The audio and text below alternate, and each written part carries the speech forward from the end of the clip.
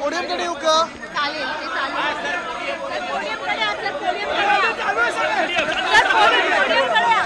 महापुरुषांच्या अवमान प्रकरणी आज विरोधक आक्रमक झालेले आहेत. विधानसभेमध्ये देखील विधान परिषदेमध्ये देखील नक्कीच आम्ही आक्रमक झालेलो आहोत. महापुरुषांचा अपमान हा महाराष्ट्र सहन करून घेणार नाही.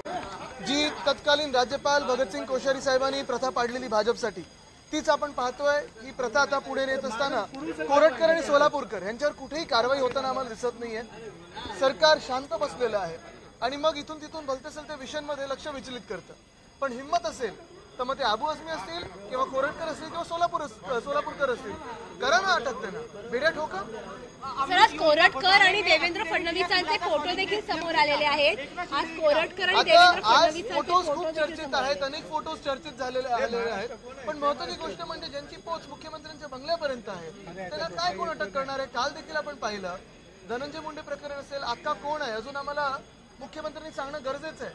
पण काल राजीनामा हा घेतल्यानंतर साधारणपणे प्रश्न हाच पडतो की काल जो फोटो व्हायरल झाला, काल जो फोटो सगळं चार्जशीट मधून आपल्या माध्यमातून लोकांपर्यंत पोहोचला, हा फोटो काही मुख्यमंत्र्यांच्या हाती दुसऱ्या दिवशी गेला नसेल, हे तर लगेच कळतं ना. पण मग 3 महिने कशासाठी काढले, कोणासाठी काढले, कोणाला संरक्षण देत आहे आपण, कोणी हात बांधून ठेवलेत मुख्यमंत्र्यांचे, हा एक प्रश्न उपस्थित होतोच.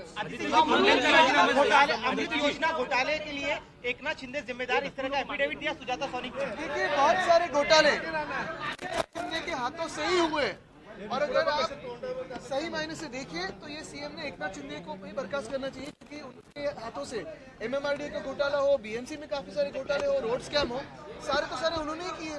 सोलापूरकर यांचे देखील आरएसएस सोबतचे संबंध उघड झाले. फोटो बघा, आता तुम्हाला आठवत असेल कुरुळकरांचं काय झालं पुढे. आणि म्हणून कोणाशी संबंध आहे हे न बघता कुठच्याही संस्थेनी, मला वाटतं कोणालाही जे देशविरोधी कारवाई करतात, महापुरुषांच्या विरोधात बोलतात, त्यांना कोणी संरक्षण देता नाही का.